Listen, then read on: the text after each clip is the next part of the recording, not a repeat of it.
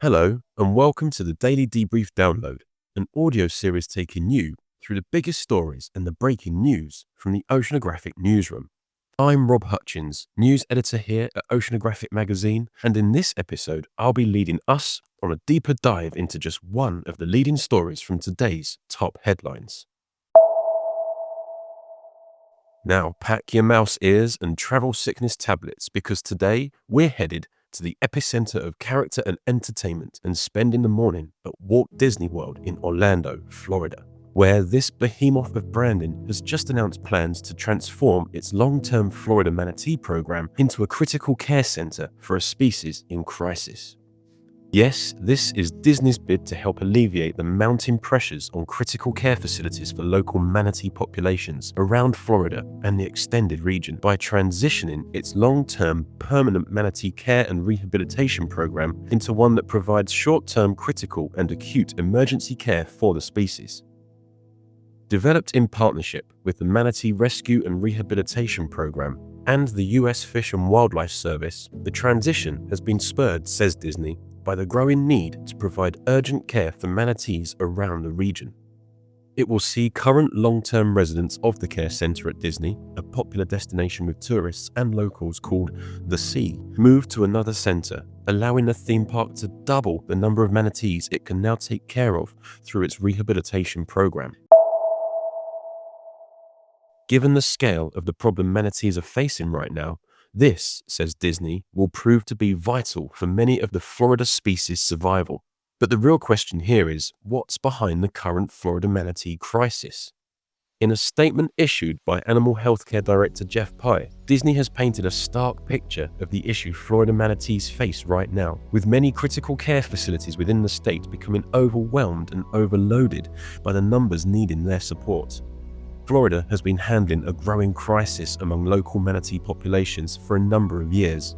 A recent report into manatee mortality, compiled by the Florida Fish and Wildlife Conservation Commission, confirmed that January witnessed 72 manatee deaths alone.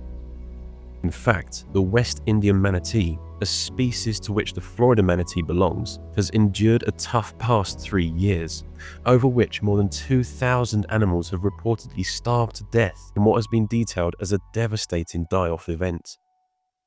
Local conservation groups have shared growing concerns that it's a degradation of water quality and a depletion in food resources that is to blame. These campaigners have pointed the finger at unchecked pollution from sources such as wastewater treatment discharges, leaking septic systems, and fertilizer runoff as a leading reason for the worsening water quality. It's this which has, in turn, led to what they call a precipitous decline in seagrass around the Florida coastline, fueling a gradual collapse in a regular source of food for manatee populating the Indian River Lagoon. Add to this that more and more Florida's manatee are routinely becoming victims of accidental strikes with water vessels and boats, and times really are tough for a species already on the Endangered Species Act list. It all sounds like the Florida manatee has enough on their plate to deal with right now, right? But there's more. Florida manatee has also been the focus of some recent controversy when, last month, the U.S. Fish and Wildlife Service took a decision to divide the West Indian manatee into two subspecies, the Florida manatee and the Antillean manatee of Costa Rica. In doing so, the service gave them two separate listings on the Endangered Species Act, declaring that the Antillean was an endangered species, while the Florida manatee was a threatened species. It's a decision that left conservationists miffed that two subspecies sharing similar conditions and threats from climate change could be afforded two different conservation statuses, providing the Florida subspecies with what has essentially been a downgraded listing. Some have pled that the move simply ignores the very real issues being faced by Florida's manatee populations and the critical states of their habitats and food sources right now. Others have questioned what might be the real motive behind the decision. On the ground, and those working at the critical care centers say the numbers speak for themselves, where marine biologists and veterinarians are working all hours to keep the species from the very brink of extinction.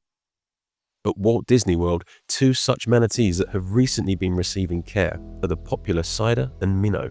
a male and female currently under medical surveillance at the center. They are the last of the species that will be receiving long-term care under Disney's rehabilitation program as it transforms to short-term critical care.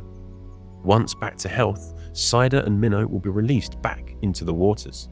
By working with the Manatee Rescue and Rehabilitation Program and the US Fish and Wildlife Service, Disney will be able to keep a track of the two manatees and others like them as they move through its care center and are released back into the wild. Disney anticipates that the number of manatees it will be able to care for will be dramatically increased, a win for wild populations now fighting to keep their numbers up. For the long term, however, there's no mistaking that measures need to be taken to improve their natural habitats and increase their rates of survival in the Florida waters. This is, after all, not just a species critical to the natural web of ecology, but critical for Florida's booming tourism economy too. If you'd like to learn more about this story and other stories on the health of Florida's manatee populations, head to the Oceanographic Newsroom. This has been the Daily Debrief Download. I've been Rob Hutchins. Thank you for listening.